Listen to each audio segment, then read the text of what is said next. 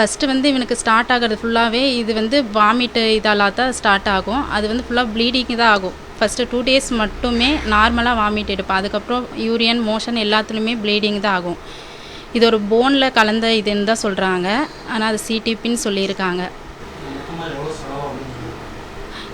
இது வரைக்கும் நாங்கள் வந்து முடிஞ்ச அளவுக்கு எங்களால் முடிஞ்ச அளவுக்கு பண்ணிட்டோம். இப்போ வந்து 14 15 லட்சம் வந்து செலவாகும்னு சொல்லியிருக்காங்க. எங்களால் இப்போத்துக்கு அந்த அமௌண்ட் வந்து ரெடி பண்ண முடியல. நீங்கள் எல்லாருமே சேர்ந்து எனக்கு சப்போர்ட் பண்ணி ஹெல்ப் பண்ணி என் பையனை நல்லபடியாக காப்பாற்றி கொடுங்க. நாங்கள் இது வரைக்கும் 5 ஹாஸ்பிட்டல் பார்த்துருக்கோம். எங்கள் ஊரில் கோத்தகிரிலேயே கோகுல்ராஜ் கேமப் ஹாஸ்பிட்டலு, இங்கே ஜிஹெச், சிஎம்சி, பிஹெச், ராமகிருஷ்ணா எல்லா ஹாஸ்பிட்டலுமே பார்த்துட்டோம். கோபியில் ஒரு ஹாஸ்பிட்டலும் பார்த்துருக்கோம்.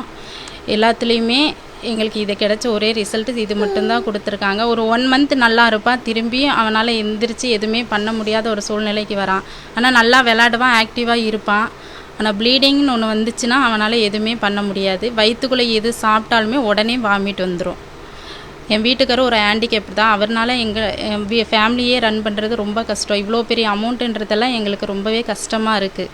ஸ்டார்டிங் வந்து அவனுக்கு ஒரு ஃபீவர் ஃபீவர் வர்றதுக்கு முன்னாடியே ஃபிட்ஸ் வந்துச்சு. அப்போ நாங்கள் வந்து ஜிஹெச்சில் அட்மிட் பண்ணோம். அட்மிட் பண்ணதுக்கப்புறம் தான் ப்ளீடிங்கே இதாச்சு. அதுக்கப்புறம் ஃபீவர் வந்து வராது. ரொம்ப வாமிட் இருந்தால் மட்டும்தான் ஃபீவரே வரும். மற்றபடி வந்து ஃபீவர் வர்றதுக்கு உண்டான இது இல்லை. ஃபீவர்னால தான் நாங்கள் இந்த ஒரு இதே கண்டுபிடிச்சோம். ஆனால் நார்மலாக ஃபஸ்ட்டு ப்ளீடிங் ஆகிறதுக்கு முன்னாடியே நார்மல் வாமிட் வந்து 2 daysக்கு முன்னாடியே வந்துடும். எது சாப்பிட்டாலுமே வயிற்றில் நிற்காமல் வந்துடும். செய்திகளை உடனுக்குடனும் துல்லியமாகவும் தெரிந்து கொள்ள சப்ஸ்கிரைப் பண்ணுங்க.